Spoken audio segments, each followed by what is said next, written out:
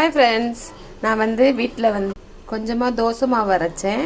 அதுலேருந்து கொஞ்சம் உளுந்து மாவு எடுத்து நான் வீட்டில் நானாக செஞ்சேன் ஃப்ரெண்ட்ஸ் வடை.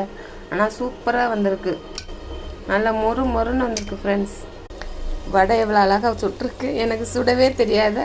ஆனால் அழகாக வந்திருக்கு வடை, நல்லா நடுவில் ஓட்டை விழுந்து நல்லா கிறிஸ்பியாக சூப்பராக இருக்குது. இந்த மழைக்கு இந்த கிளைமேட்டுக்கு சுட சுட வடை, நல்லா இஞ்சி தட்டி போட்டு டீ.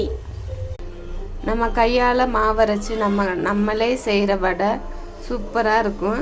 அதுவும் நான் இவ்வளோ டேஸ்ட்டாக செய்வேன்னு எனக்கே தெரியாது. ஆல்ரெடி ஒன்று சாப்பிட்டுட்டேன், நல்லா கிறிஸ்பியாக இருக்குது பாருங்கள் ஃப்ரெண்ட்ஸ். நல்லா மொறு மொறுன்னு சவுண்டு கேட்குதா, நல்லாயிருக்கு.